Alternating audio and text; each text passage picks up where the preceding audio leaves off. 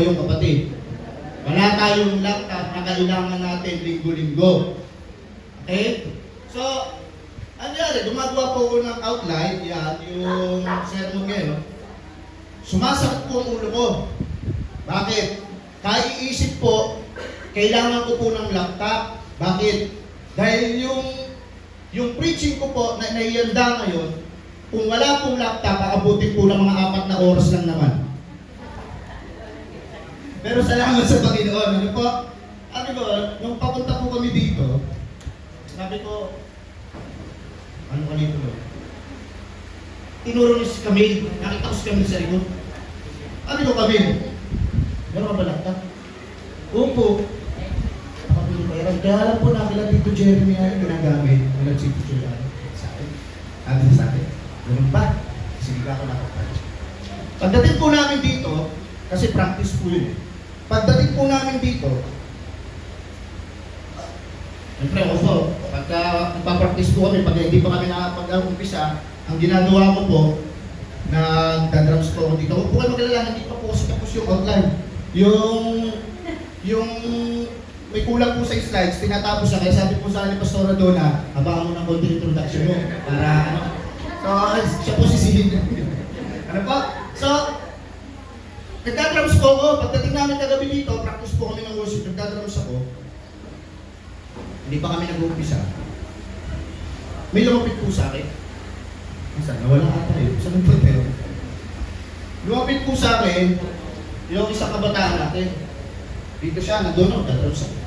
Sabi niya, Pastor, nagda-drums ako. Ano ba yun? Pastor, ano ba yun? Ano gusto mo sabihin dyan?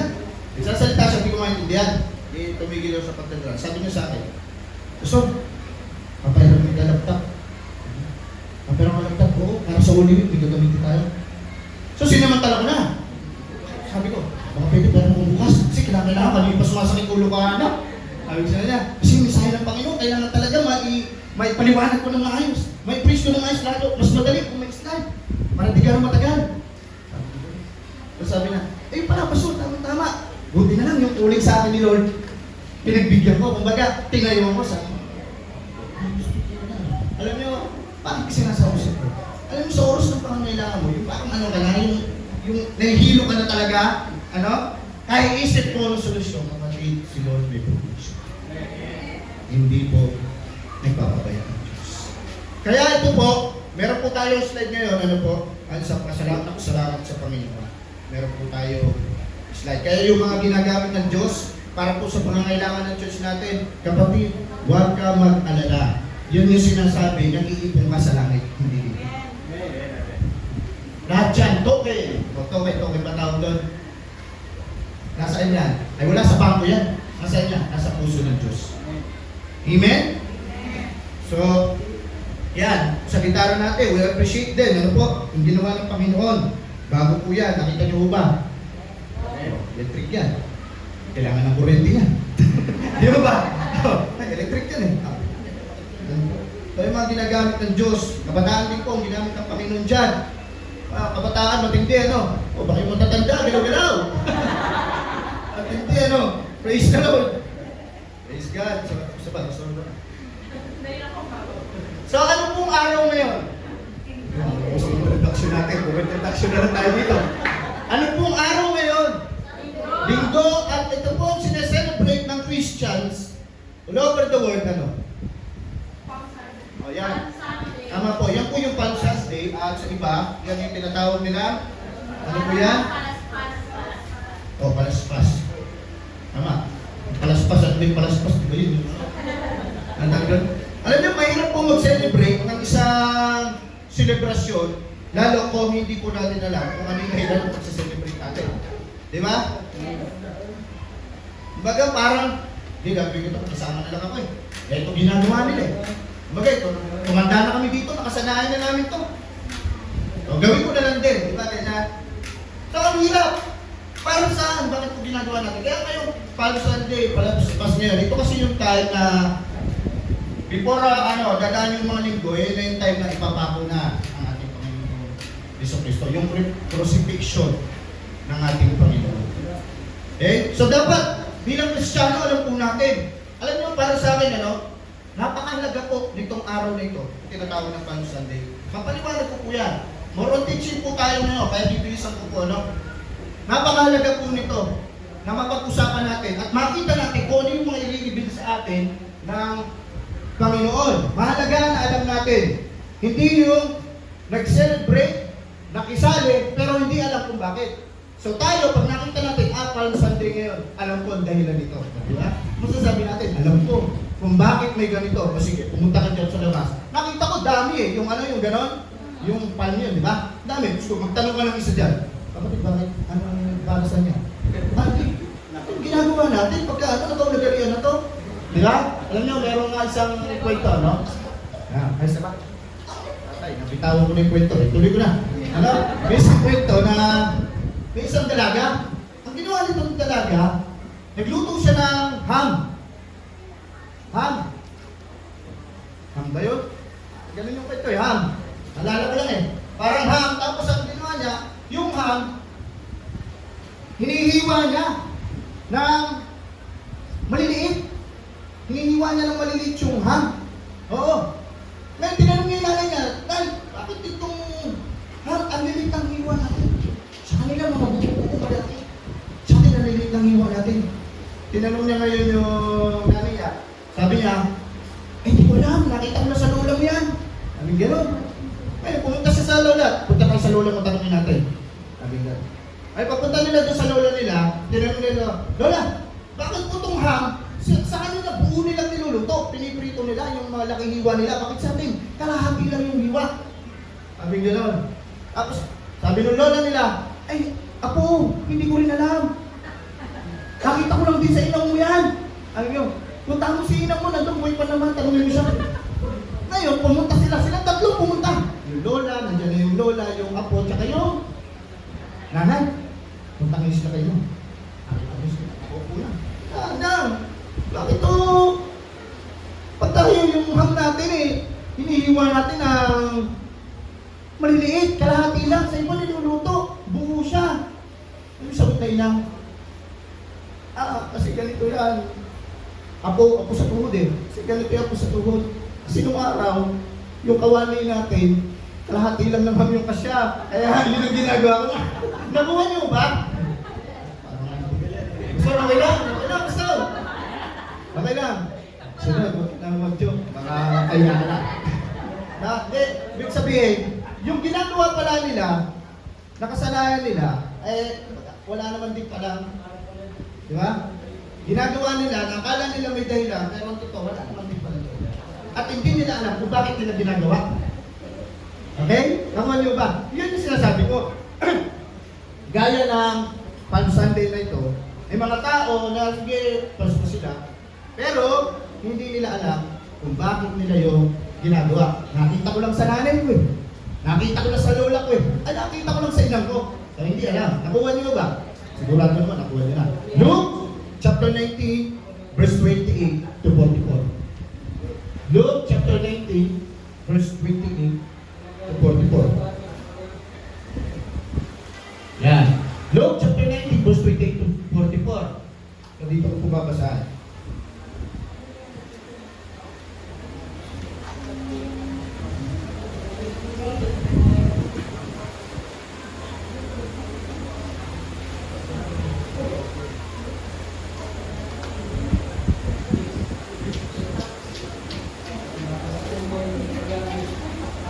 Say amen kung nandiyan na po tayo.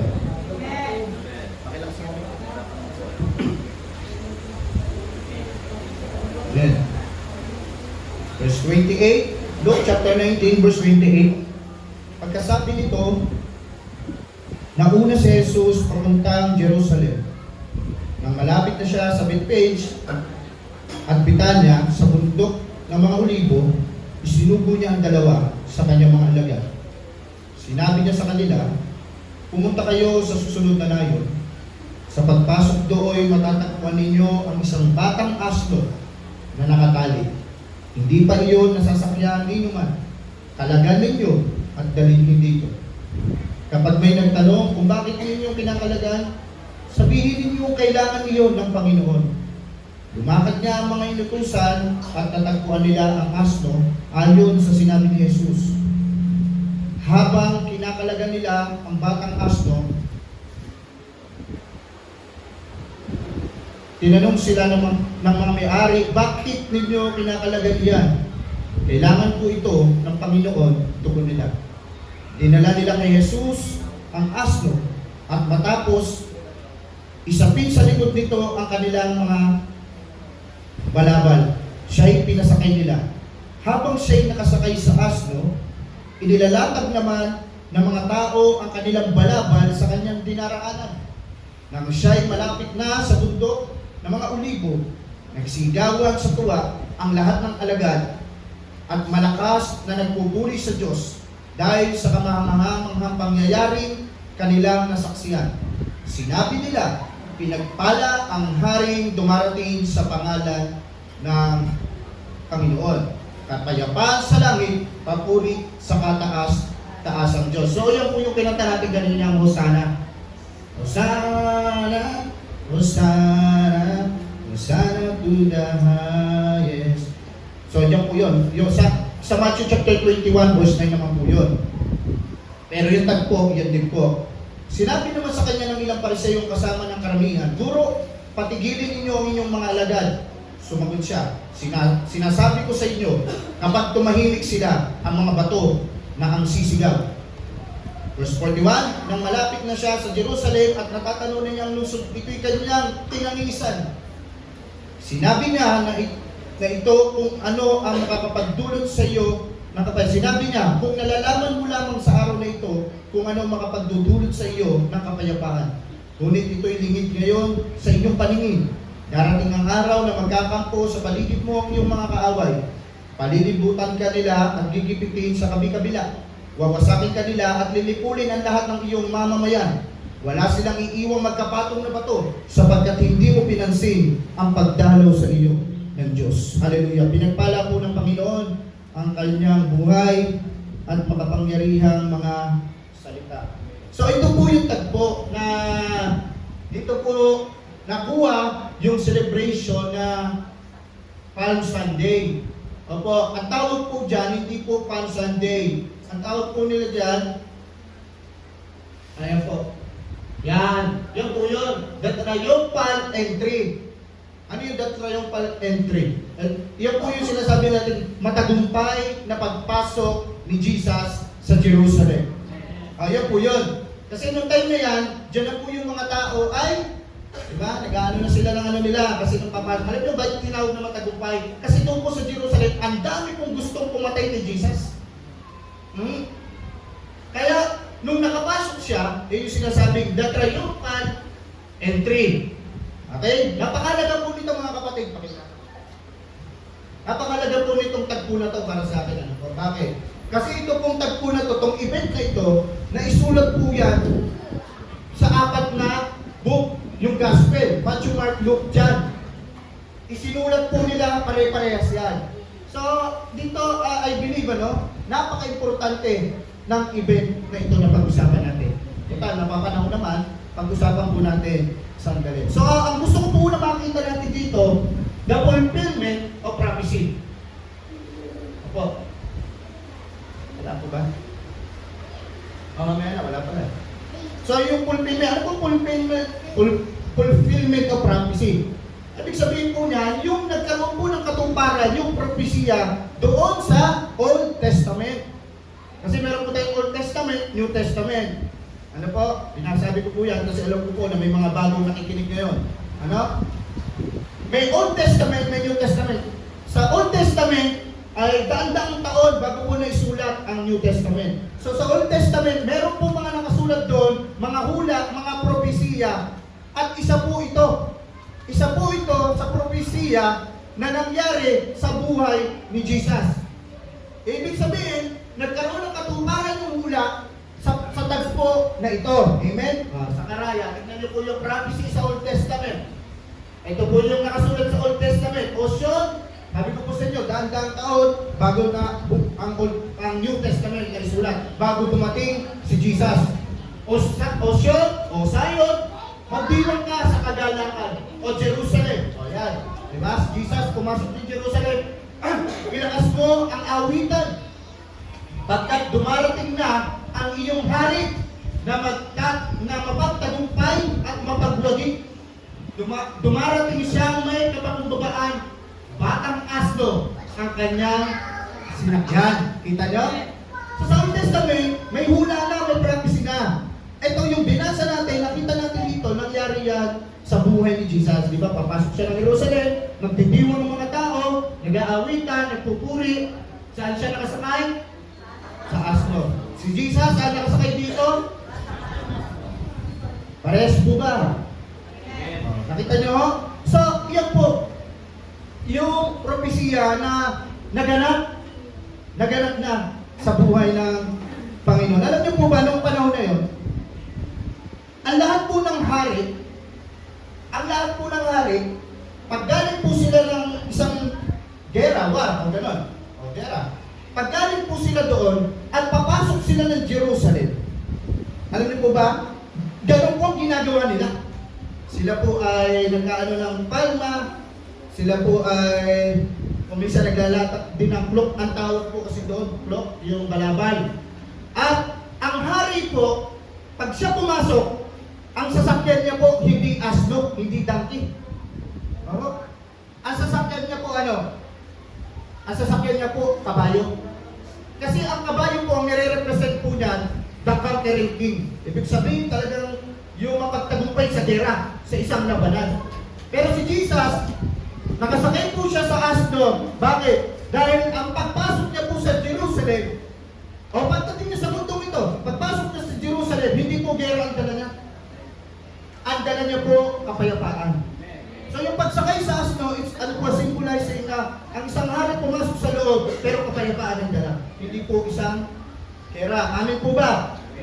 So yun po yun, mga kapatid. Napansin niyo si Jesus, simple lang. Dala niya lang asno. Wala siyang anong dala. Ano? Wala siyang kahit anong i-display sa pagpasok niya sa loob niya. Di siya nag-display ng kahit anong earthly materials. Earthly things, mga bagay sa mundong ito, he never display that. Hindi siya nag-display ng sabi niya nga ay wealth at power. No, hindi po. Anong di-display niya? Yung kanyang pagiging humble. Amen. Amen? Oh. Kapatid, si Jesus naman kasi, wala naman kasi i-display na earthly things naman talaga nung time na yun. Bakit? Dahil yung, sabi niya nga kasi wala dito ang kaharian ko. Sinabi niya kay Pilato, kung matatandaan nyo. Diba? Alam ko, hari ka ba? Sabi niya, oo, hari ako. Kasi yung kaharian ko, hindi sa mundo ko. Ang kaharian ko nandoon sa langit. So si Jesus, hindi siya nag-display ng kahit ano. Nung pagpasok niya doon, kapatid. Kung i-display tayo sa buhay natin, i-display natin yung glory ng Panginoon. Natin display kung ano mga bagay na meron tayo. Wag. Display natin si Jesus. Amen? Amen? Amen. Ano? Hindi po kung ano yung meron tayo o kung ano yung nagawa natin. Ang display natin kung ano yung ginawa ni Jesus sa buhay. Amen? Amen. Parang medyo natanay nga. Amen? Amen po ba? Amen. Pakita natin sa tao. Ng Jesus na meron tayo ay yung Jesus na bumabago ng buhay. Praise the Lord. So tingnan natin, yung sinasabing Hosana, alam niyo po, kita niyo, patapos agad tayo. Tingnan mo natin sinasabing Hosana. Yan. Tingnan natin sinasabing Hosana. Kasi sa, may tagpo ito, yung katulad ng event na ito sa John. Tingnan niyo po.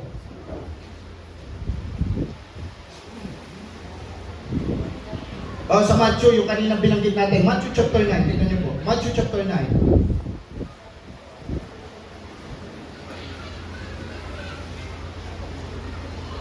Matthew chapter 9. Chapter 21, verse 9. Tingnan niyo po 21 verse 9. Yung binasa ko kanina, nung pagtayo ko kanina, tingnan niyo. And the crowds that went before him and that followed him were shouting, Hosanna to the Son of David, blessed is He who comes in the name of the Lord, Hosanna in the Ayos. Papansinin natin saglit siya. Explain ko lang konti yan, mga kapatid, yung Hosana. Kanina, tinanong ko po si Ate Nicole, bago po tayo mag-umpisa. Ate Nicole, para sa'yo, ano ba yung Hosana? Sabi niya, pastor, nabasa ba yung pastor? Oo nga, ano nga, nabasa mo nga? Ano nga yung Hosana? Basta pastor, nabasa. Ano yung Hosana? Parang yan yung, tinataas mo siya, parang yung, okay. Kadalasan, ganyan po ang sinasabi ng marami. Ano ba yung katabi mo? Ano ba si Hosana? Nasabi nila, madalas, ayaw po ay praise to the Lord. Actually, hindi po. Tingnan niyo po, ang ibig sabihin po ng Hosana, ang Hosan, ano po? Ang Hosan, ang ibig sabihin po niyan, save. Rally niyo din po. Magkano tayo, magbulay tayo ng mga word. Save. At yung now. So, ang ibig sabihin po ng Hosana, save now. Nakuha niyo na ba? Papakita po sa inyo, mga kapatid. Yan po ay kinote sa Psalms chapter 118, verse 25 to 26. Ibig sabihin, itong mga tao na ito, isinisigaw nila, nasa Old Testament na naman. Meron po tayo. Ayan. Yan po yun. Hosana, magligtas ka ngayon. Isinasamo namin sa iyo, o Panginoon, isinasamo namin sa iyo, magsubo ka ngayon ng kaginhawaan. Mapalad siya, yung binabasa natin kanina, mapalad siya na dumarating sa pangalan ng Panginoon. Amin pinupuri kayo mula sa bahay ng Panginoon. Ito po yung binukot nila, tinisinisigaw nila. Mapalad siya na dumarating, pinagpalad dumarating sa pangalan ng Panginoon. So yan yun, yung magligtas ka ngayon. Yan po yun, save now. Hosana. Aralin niyo po. Ano po? Nakukuha niyo ba? Kapatid, sometimes ganyan tayo. Basta saan dyan? Ayan, yung Hosana. Ano dyan? Yung, gusto mo, pag nag-pray ka, Lord, ngayon na. Tama hindi. Diba? Hindi ko ganun. Meron pong time, ang Panginoon, at higit sa lahat, merong ibang paraan ng Diyos. Dahil ang paraan ng Diyos, hindi mo paraan ng tao. Amen? Yung time ni Lord, hindi natin tayo. Amen? So kapag nanalangin sa Panginoon, ay ipaubahayan na. Mag-rest ka na. Idinalangin mo na, and then hayaan mo na siya. Hindi po na-expire ang panalangin natin, kapatid. Niwala ka ba doon? Pastor, ang tagal na eh. Sabi, hindi na-expire. Hindi po na-expire si Abraham. Ang dami mga nanalangin sa Bible na napakatagal bago tinulong ng Diyos. Alam mo kung kailan ma-expire yan? Simple lang. Pag na-expire na rin yung pagtitiwala mo at pag-asa na gagawin pa ng Diyos sa buhay mo. So patuloy, umasa. At kung hindi pa ibigay ng Diyos ngayon, hintay. Learn to obey. Amen? Praise God. So yan ang Hosana. Ito naman, yung palma. Tinatawag na palm, yung ano? Ang pangampas. Dati na yung pangampas. Palaspas. Tingnan niyo po. Alam niyo po ba, itong palma, ano po? Itong palm tree, ay, tingnan natin kung ano yung nire-represent niya, mga kapatid. Pakilagay po sa John chapter 12, verse 12 to 13. Tingnan niyo. Ito rin po yung event na yan. Sabi ko nga po sa inyo, itong pangyayari na ito po ay nakasulat sa 4 na book, Matthew, Mark, Luke, John. Ito naman isang event sa John. Kinabukasan, nabalitaan ng maraming taong dumalo sa pista na si Jesus ay papunta ng Jerusalem. Kumuha sila ng palapa ng palmera at lumabas sila sa lungsod upang salubungin. Sinisigaw, purihin ng Diyos, pinagbalag dumating sa pangalan ng Panginoon, purihin ng hari ng Israel. Nakita nyo? Kumuha sila ng palmera. So bakit? Dapat alam natin, bakit ba gumamit itong mga tao nito? Bakit yun ang kanilang ginamit? So dapat alam po natin, alam niyo po ba, nung panahon sa Old Testament pa rin, sabi ko nga sa inyo, yan po ay bilang pagpupugay nila sa hari. Pag dumarating ang hari galing sa Big si Solomon, ginamitan po niyan. Ano po? Nag-aano sila ng palapa ng, ano ba ang Tagalog ng palmera? Alam na iba? Yun. So yun, gumagamit sila noon. At ano po ang inire-represent nito? Simple lang po. No? Nung ginawa po nila kay Jesus, nire-recognize nila si Jesus as a king. Amen. Nakikita nila si Jesus bilang hari. Papaliwanag ko po sa inyo yan. Unti-unti lang po natin. So, yan yung unang nire-represent. Kung bakit ginawa o mayroong palma para sa hari, ginagamit yan. Pangalawa, nire-represent nito yung pagiging high priest ni Jesus. Ano yung ibig sabihin ng high priest? Pastor, dakilang saserdote. Tama? Tingnan niyo po ito. Alam niyo po ba, ang pantry, okay.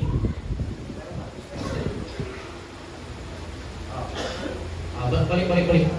Ayan. Yan po yun. Alam niyo po ba, mga kapatid, inaral ko po talaga. Kaya sabi ko po sa inyo, teaching ang amin ko, gusto ko makareceive po kayo ngayon. Ito pong pantry, mga kapatid, nagbubunga po siya simula 4 na taon hanggang 30 years old. Ako nyo, ibig sabihin, 4 years, pagka 4 na taon na itong palmera, siya po ay, mamulunga na. At siya po ay magpuproduce ng bunga hanggang 30, hanggang 30, hanggang 30 taon. Pag 30 taon na po siya, yun po, magpapalit na po siya ng puno. Kumbaga parang may uusbong uli sa kanya na panibago. So anong connection nito kay Jesus?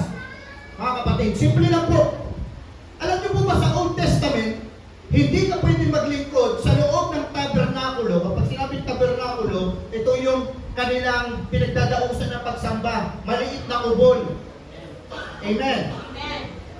So, hindi ka pwede maglingkod sa loob ng tabernakulo para sa paglilingkod sa Panginoon. Hindi ka pwede maging priest, hindi ka pwede maging pare, hindi ka pwede maging pastor, hindi ka pwede mga siwa sa loob ng church hanggat wala ka sa edad na 30 years old.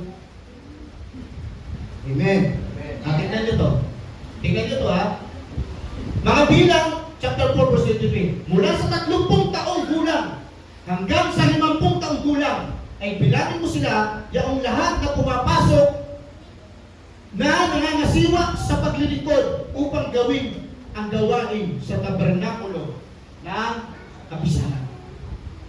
So bago ka pala sa Old Testament, bago maging priest ang isang tao, bago siya makapaglingkod sa loob ng bahay-sambahan ng Panginoon, kailangan nasa gulang siya na 30 years old, pataas hanggang 50.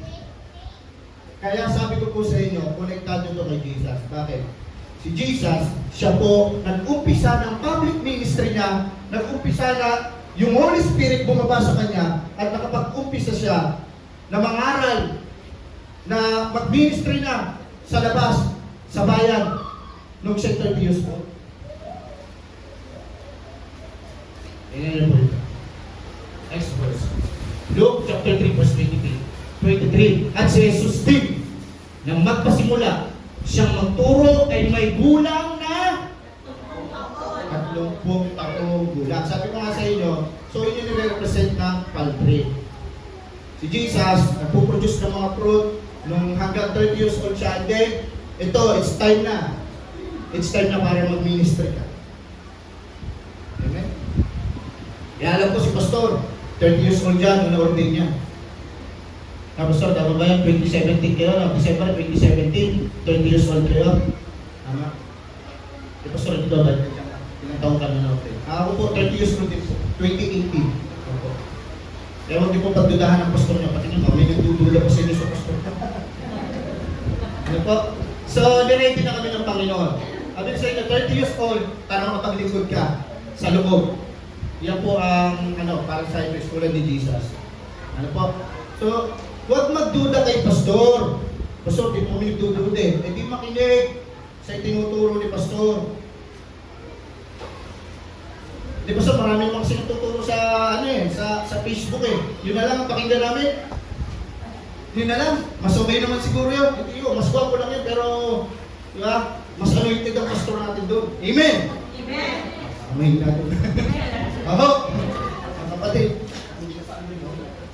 Kita niyo, mas marami ka pang, mas marami ka pang post ng ibang pastor kaysa sa, tingnan mo, alam niyo, ito mag-check ako ha. Lahat ng niyo, Facebook niyo, titignan ko. Titignan ko kung ilang beses ipinakita yung mukha ni pastor sa wall niyo. Ako wala akong makita. So, masaktan lang tayo. Ano pa? So, sumunod sa pastor, makinig sa pastor. At biyaya at pagpapala sa atin ng Diyos, yung pastor natin. Amen po ba?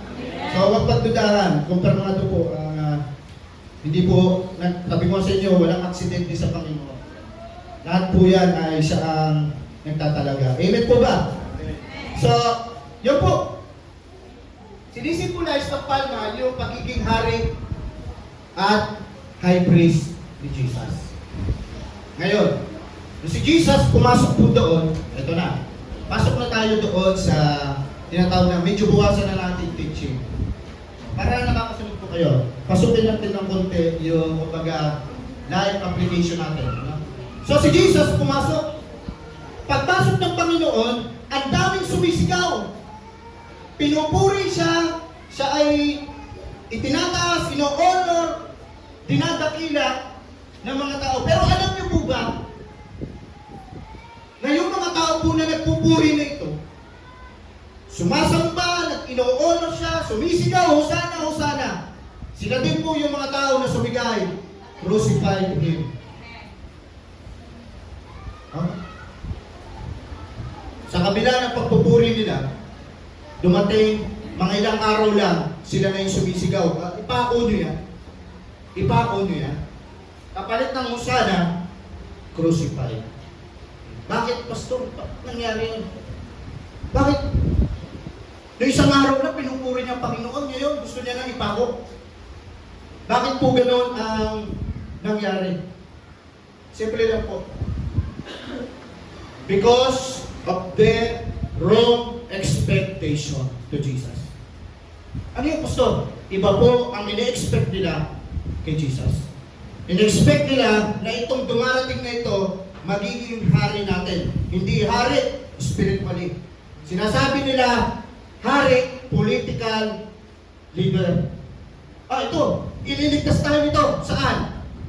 Saan tayo ililigtas? Saan yung inaasahan nila ililigtas sila ng Panginoon Hesus? Doon sa pagkakaalipin sa Roman Empire. Dahil sila po ay sabi po ng Romano, ng Roman Empire, kaya itong mga Israelite, gusto nila na makaalis, mga Hudyo, makaalis sila doon. Kasi hirap na sila magbayad ng buwis. At meron pa silang mga sakripisyong ibinibigay doon sa mga Romano. Sacrificial giving.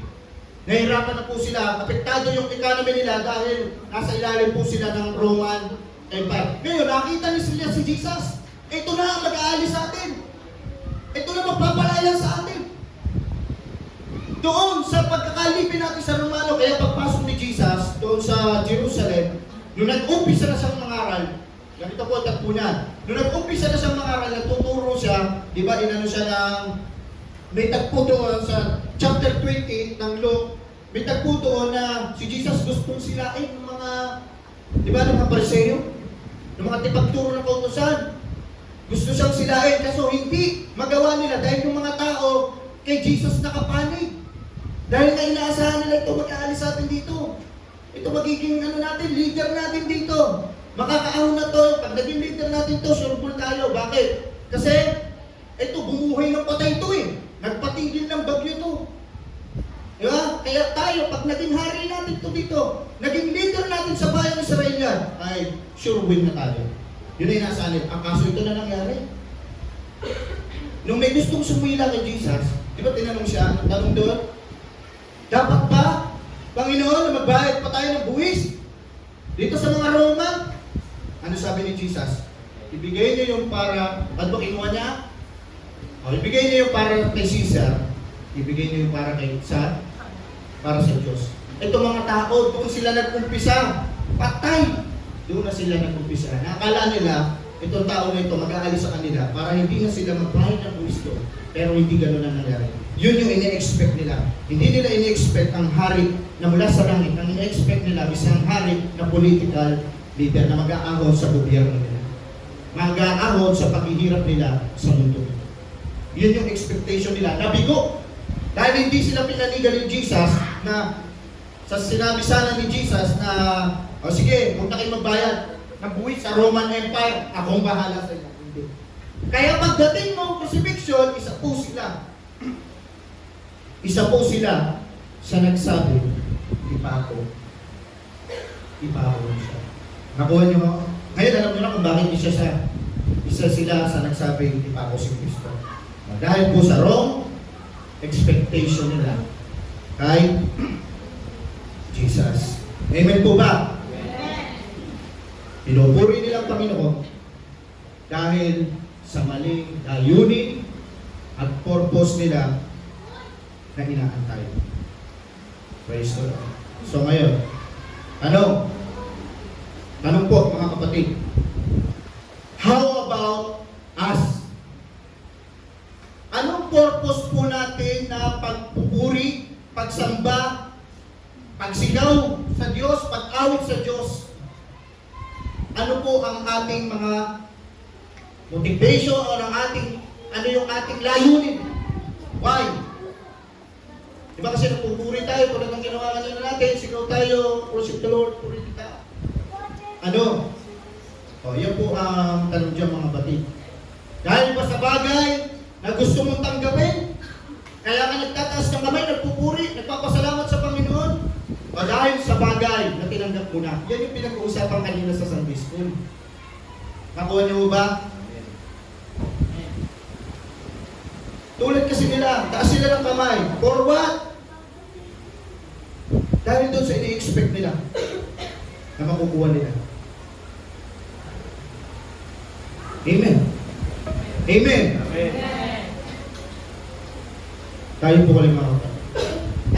Ay sa oras na lang ang testimony natin. Kung tayo nagpapatuto sa Panginoon, what is your purpose? Why you tatayo ka dito at magte-testimony ka? Ano layunin mo? Sige po. Ano ang number one layunin natin? Ha? Amen. Kaya tayo nagpapatutuo sa kabutihan ni Jesus para itaas ang kanyang pangalan. We testify His goodness, hindi para tumanggap uli. We testify His goodness dahil karapat dapat siyang i-glorify sa mga pagpapalat na tinanggap natin. Ngayon, ikaw anong purpose mo? Bakit ka tatayo dito para magpatutuo? Para tumanggap uli? O para tumanggap si Jesus ng papuri para siya? Malaki po ang pagkakaiba doon mga kapatid. Walang pinagkaiba yan. Pinag-uusapan kanina, Sunday School. Bakit ka nagbigay? Dahil ba gusto mong tumanggap? Gusto mong makakuha ng kapalit? O nagbigay ka dahil tumanggap ka na sa Panginoon? Ang laki po ng pagkakaiba mga kapatid. Tama ho ba? We give because God first gave us. Amen. So yun po, mga kapatid, dito mababago ang pananaw natin, Mababago po dahil ito pong ipinapangaral ko sa inyo is a pure word of God. And that is a revelation from the Lord sa akin. Hindi mo pa nakita, hindi mo pa narinig. Dahil yan ay binigay ng Diyos na revelation sa kanya lingkod.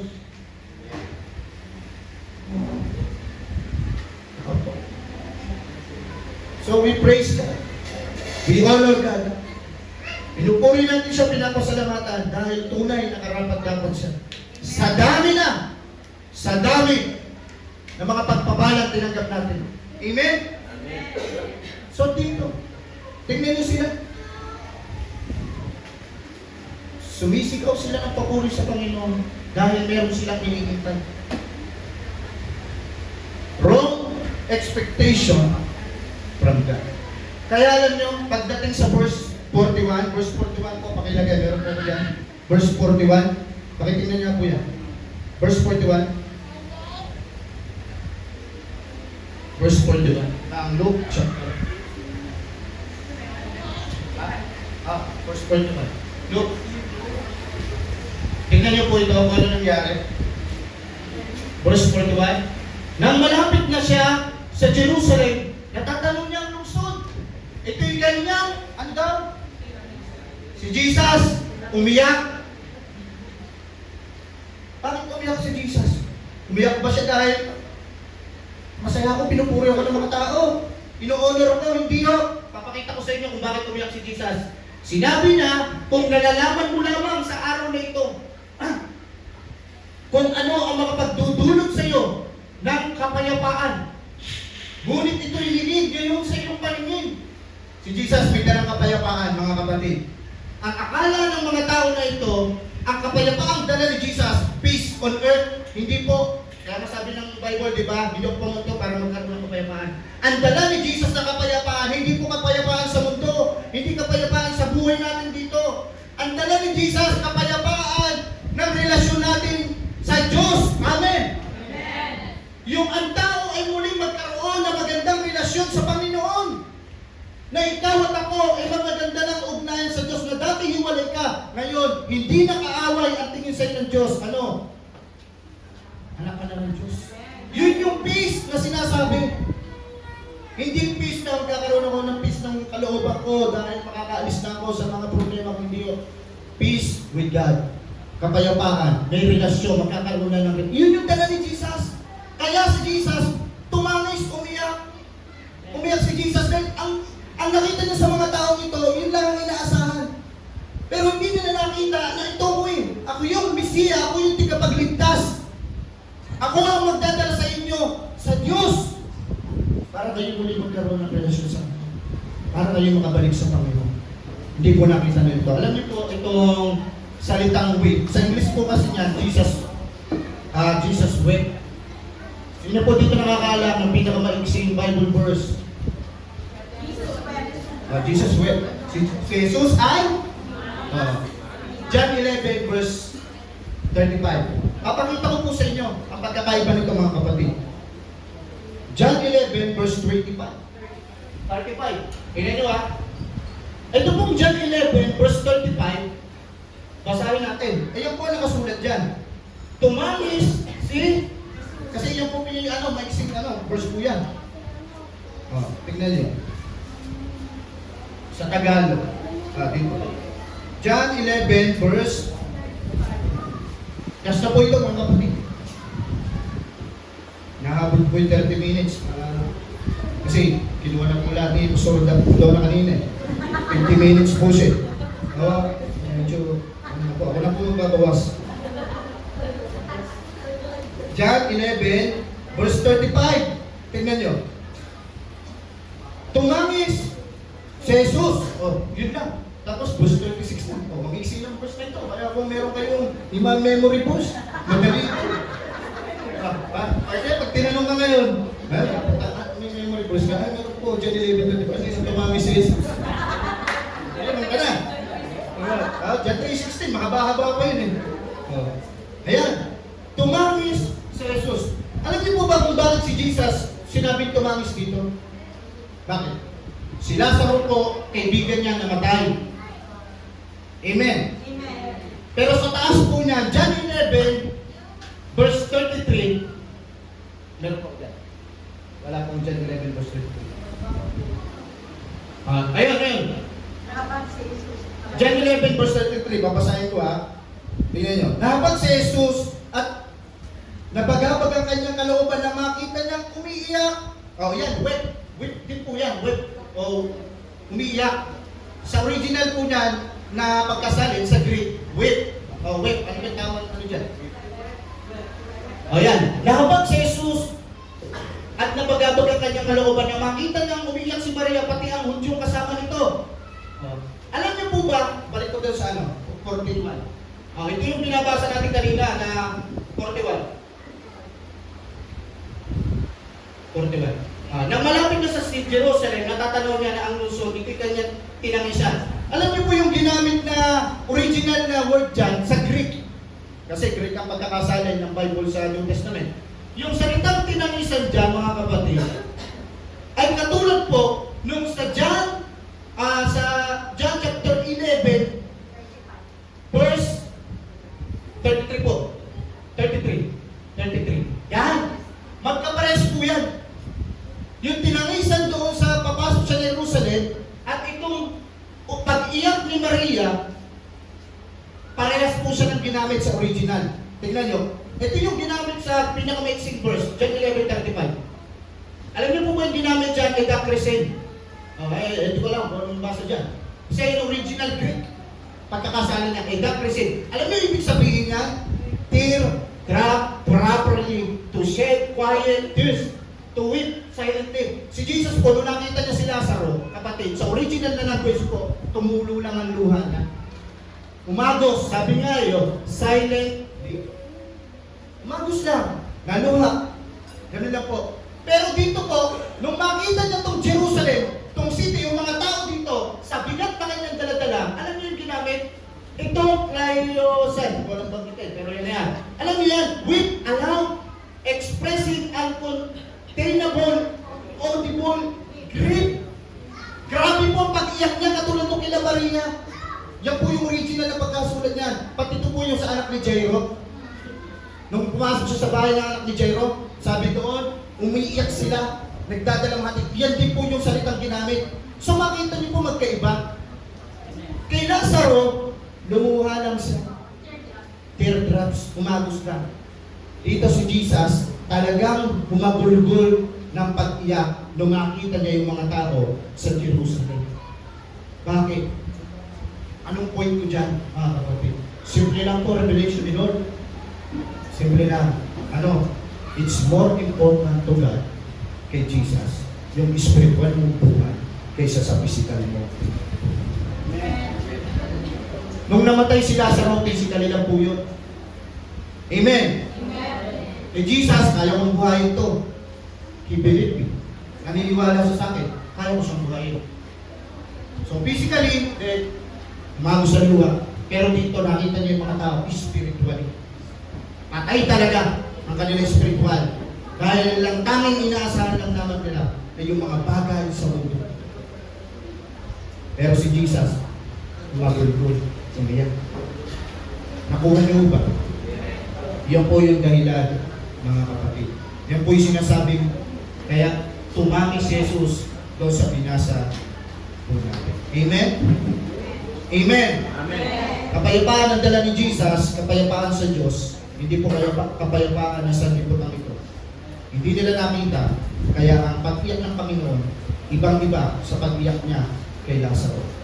Praise the Lord. Amen po ba? Amen.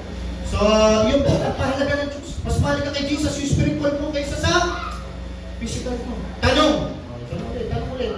Kapag ka nagtanong po, ibig sabihin nyo, para sa inyo na po yun. Application na po yun.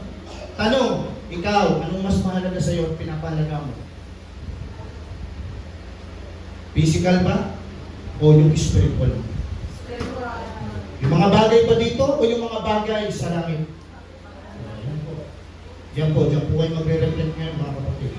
So, now, ito po ulit babasahin ko. Verse 13 to 34.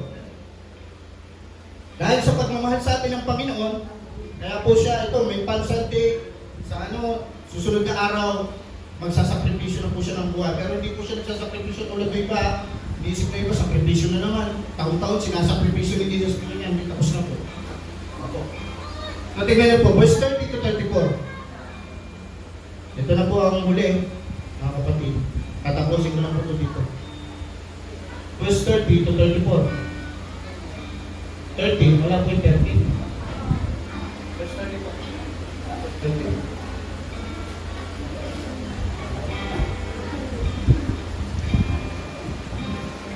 Verse 30 to 34. Verse 30, ano po sabi dito? Sinabi niya, kung tinutin po natin ito, sinabi niya sa kanila, pumunta kayo sa susunod na nayon. Sa pagpasok doon, matatagpuan ninyo ang isang batang asno na nakatali. Alam niyo po ba na tayo, para tayong asno dati, na ito, nakatali tayo saan? Nakatali tayo sa kasalanan. Nakatali tayo sa layaw, sa dilim ng mundong ito. Pero tayo, pinalaya tayo ng Panginoon. Kinalagan tayo, amen? Malaya na tayo, amen? Kalagan nyo at dalhin nyo dito. Kapag may nagtanong kung bakit hindi yung kinalagan, sabihin nyo kinalagan iyo. Kailangan iyo ng Panginoon. Verse 32, lumakad niya ang mga inutusan at natagpuan nila ang asno. Ayon sa sinabi ni Jesus. Habang kinakalagan nila ang batang asno, tinanong sila ng mga may-ari, bakit ninyo kinakalagan iyan? Kailangan po ito ng Panginoon. So, dito po, nakita po natin na, alam niyo po ba, nire-represent tayo ng batang asno. And that's a celebration of the Lord sa akin. Nire-represent niya tayo. Bakit? Bakit ko sabi ko? Tulad nga na tayo pinalaya, dati tayo nakatali sa kasalanan. Pero salamat sa Panginoon, tayo ngayon malaya. Ngayon, nung kinalagan yung asno, pinalaya, anong ginawa? Yung asno, pagkatapos palayain, pagkatapos kalagan, ginamit ni Jesus.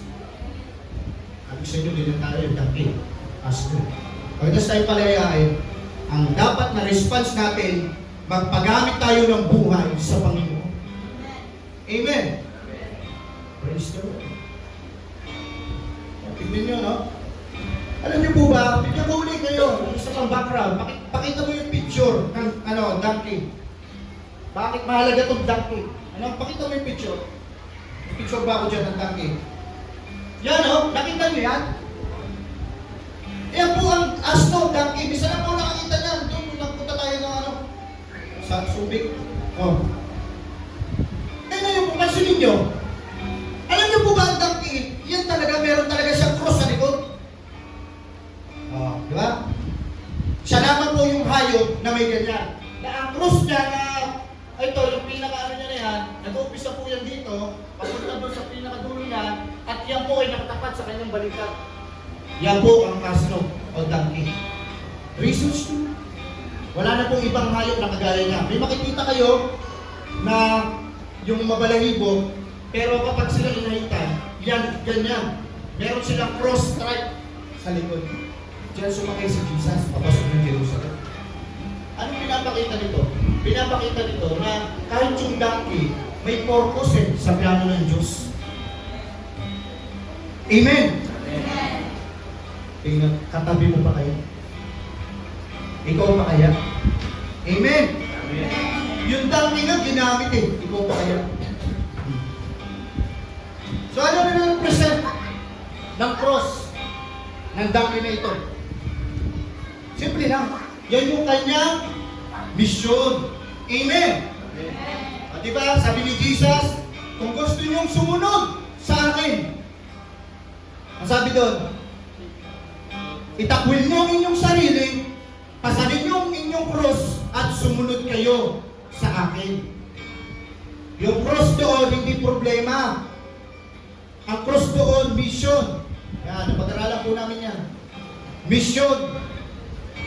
Kaya nga sabi niya, cross nyo ang pasanin nyo. Kasi iba yung cross ni Jesus. Kaya iba yung cross, nagpapasan kapatid, walang makapapasan ng cross ni Jesus. Sa kanya lang yun.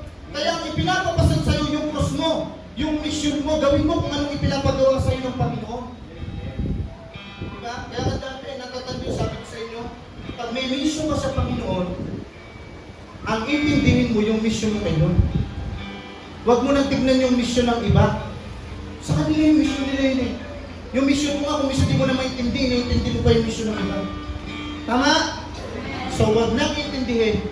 Mag-focus sa kung ano ang pinapagawa ng Diyos sa atin. Amen? So, tingnan nyo, yung donkey may mission. Tayo pa kaya? Praise the Lord. Yan talaga mission ng donkey, magkarga. Magpasad. Ginamit din po yan kay Isaac. Na si Isaac, iahandog na ni Abraham, pinasakit din po siya ng asno din po siya sa mga, hindi talaga yung mission ng asno yun, Kita-kita nyo, Yan ang kanyang mission. Diba? Alam nyo, isa po sa nakita ko dito, Kung gusto mo magpagamit sa Panginoon, willing ka dapat. Amen. Ano sinabing willing? Pastor, ano yung willing na sinasabi mo? Iba po kasi yung gusto sa willing. Pag willing ka, may tinatawag tayo dyan, availability. Amen. Amen. Kasi hindi pwede. Gusto ko na maglingkod. Pero, paputol-putol, hindi po gano'n ang paglingkod na gusto ng Panginoon. Dapat willing tayo. Yung donkey willing, nakita ko rin po. Punta natin donkey, kanina palmera, kanina yung Ngayon naman yung donkey. Paano mo nasabi, Pastor, na itong donkey, siya ay willing magpagamit sa Panginoon? Simple lang, alam niyo po yung donkey o yung asno, ang sabi dito, hindi pa po nasakyan. Amen. Wala pa doon nakakasakay. Diba? Sinabi po sa verse na binasa natin, hindi pa nasasakyan ni Inuman. Ang donkey, mga kapatid, kapag hindi pa po siya nasakyan, hindi pa siya na-train, oras na sinakyan mo pala siya, itatapon ka na. Ngayon alam niyo na kung bakit nasabi kong willing yung donkey na ipagamit yung buhay niya sa Panginoon. Di ba? Hindi nagwala. Hindi tinapon si Jesus. Kita niyo? Willing. Kaya pag willing ka, meron kang availability. Amen? Kilala ng Diyos. Kasi ito, yung may availability. Alam niyo po ba, yung donkey, sinong pumili sa kanya? Hindi ang tao, hindi yung disciple. Sinong pumili sa donkey? Sino? Si Jesus ang pumili sa kanya. Sa dami-dami ng donkey, bakit yung nakatali ang pinili? Nakita niyo ba? Sino pumili? Ulitin niyo? Hindi po tao pumili sa donkey. Ang pumili sa kanya si Jesus. At si Jesus hindi po nagkakamali. Amen? Hindi po kailanman nagkamali ng pagpili ang Panginoon. Alam niya kung sino yung gaganap ang kanyang kalooban. Amen? So, si Jesus, siya pumili sa donkey. Isa pa, alam ng Panginoon kung saan niya gagamitin yung asno. Amen? Nakita niyo? Alam niya, kaya niya pinili yun, alam niya na kung saan niya gagamitin yun. Yung donkey ba, pinili para mangaral? Para mag-preach? Pinili po ba? Yun po ba yung trabaho na ibinibigay sa kanya ni Jesus? Hindi po. Ano yung trabaho na ibinibigay sa kanya ni Jesus? Yung naaayon doon sa kanyang kakayanan. Talent. Ano ba talent niya? Ng donkey. Ang talent, ginagamit po ang donkey pagsakay sa likuran. Yun po ang talent niya. Kaya doon siya ginamit ng Panginoon. Amen? Di po ba? Nakukuha niyo ba? So, mahalaga po yan mga kapatid. Ngayon, kung sa tingin mo tinatawag ka ng Panginoon para maglingkod sa Kanya, step forward. Huwag ka munang mag-antay na gusto ko, basta doon lang ako eh. Hindi. Sa maliit na bagay, gumawa ka para sa Panginoon. Sa maliit na bagay, gumawa ka para sa Panginoon. Pag alam mo para sa Panginoon, gawin mo. Amen. Amen. Sabi ang mapagkakatiwalaan sa maliit, mapagkakatiwalaan sa kung di ka mapagkatiwalaan sa maliit na gawain para sa Panginoon, paano mapagkakatiwalaan sa malaking gawain? Amen. Kung donkey, mga kapatid, kung tinatawag ka ng Panginoon, Pastor, ito kadalasan, marinig mo, hindi ko kaya, Pastor, hindi pa ako ready, Pastor. Kung donkey po, mga kapatid, hindi pa siya nakapag-experience na may sumakay sa likod niya. Hindi pa. Walang experience to, kapatid, pero naganap niya ang kalooban. Pinapakuha ng Diyos. Kapatid, pag tinawag ka ng Panginoon, sapat na alam mo kasama mo si Jesus.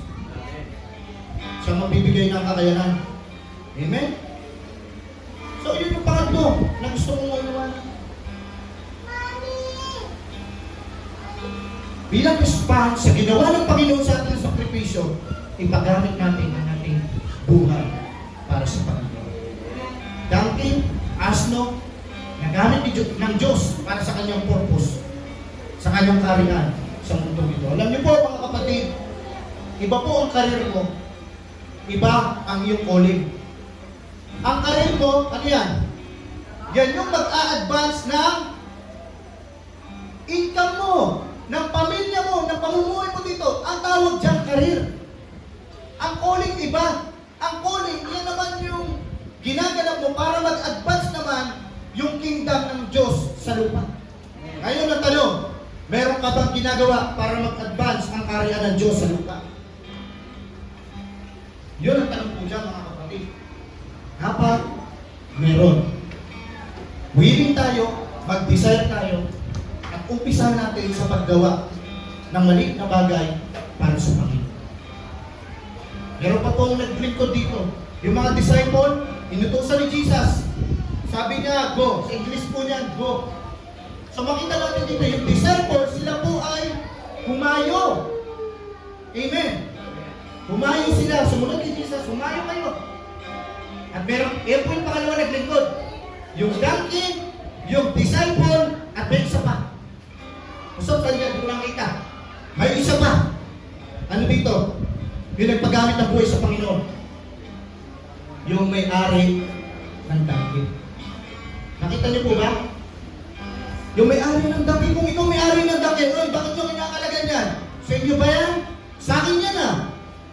Oh. Ang tagal ko pinakain yan, tagal ko yung nalagaan yan. Akin yan. Pag may-ari ko yan. Pero nung sinabi ng mga disciple, kailangan ng Panginoon. Wala tayo ng basa sa record na nagreklamo ng dalawang isip. Ibinigay niya ito dahil kilala niya ang Panginoong Jesucristo. Tatlo ang nagbigay ng kanilang buhay, naglingkod, nagpagamit sa Diyos. Yung disciple na inutusan, humayo.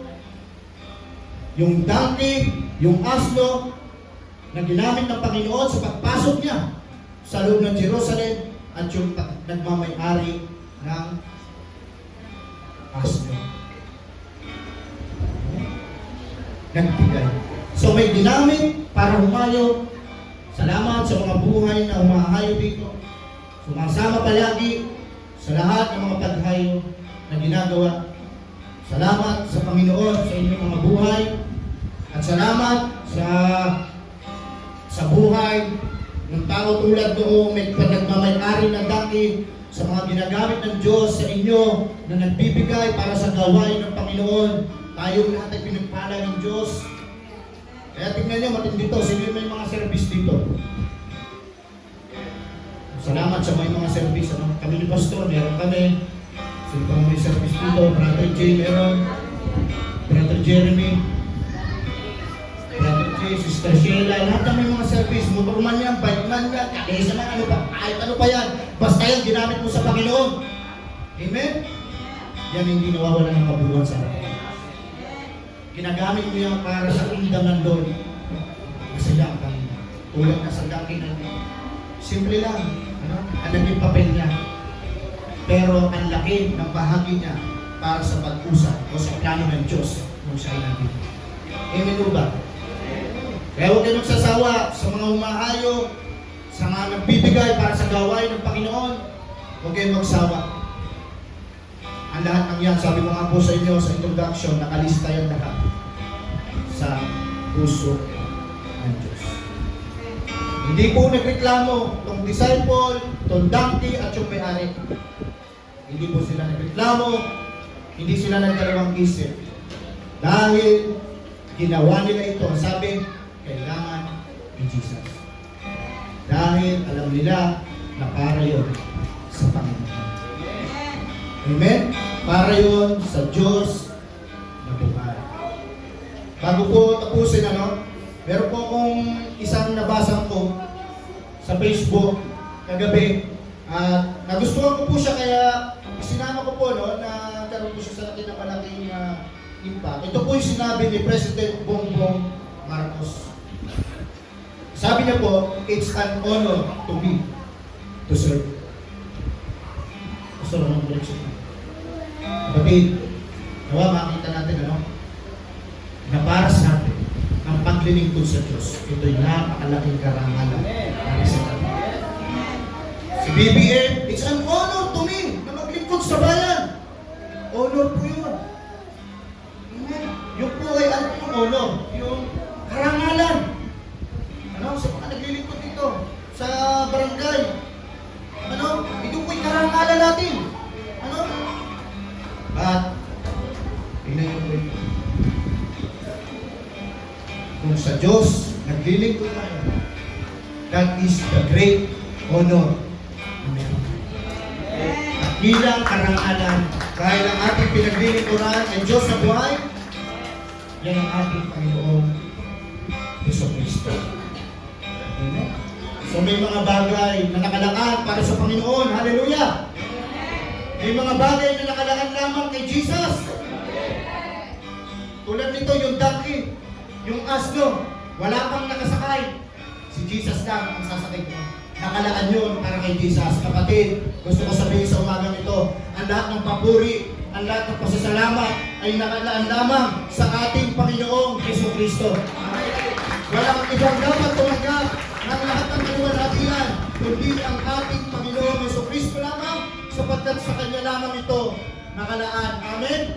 Siya lamang ang karapat-dapat sa papuri. Amen? Hindi tayo karapat-dapat. Walang karapat-dapat sa atin. Tanging ang Panginoong Jesus lamang. Amen? So, I believe na nagkaroon po tayo ng reminder ngayong Palm Sunday. Ito, reminder sa atin. Number 1, ito'y paalala sa atin ng pagiging hari at saserdote ng ating Panginoon. Pangalawa, higit na mahalaga sa Panginoon ang ating spiritual na buhay kaysa sa ating physical na buhay. At pangatlo, mga kapatid, makiisa tayo. Paalala sa atin ito na makiisa tayo sa pagsulong ng kaharian ng Diyos sa lupa. Serve God. Maglingkod tayo sa Panginoon. Maliit man yan ang malaki. Alam natin na pag sa Panginoon natin ginawa yan, alam natin na yan ay hindi mawawalan ng kabuhan sa kanya. Amen. Palakpakan natin ang Panginoon. We deserve to be praised of the Lord. Praise the Lord. Tayo po'y manalangin, Panginoon namin Diyos na makapagkariyan sa lahat.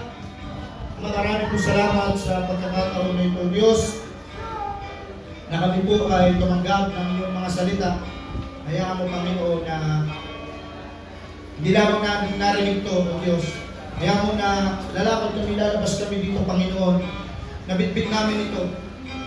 May papamuhay namin ito sa pang-araw-araw namin paglakad sa magulong dito namin. Pinagpala mo po yung mga anak sa lugar na ito, Lord. Lalabas sila, punong-puno ng pagpapala sa iyo.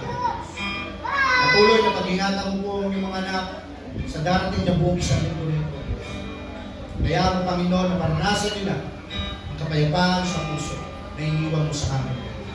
Kung saan maalala namin na wala nang hihigit pa na malaman namin na ikaw, Panginoon, ay nakipagkasama sa amin. Kami may buhay na walang hanggan. Thank you so much, Father God, sa iyo po.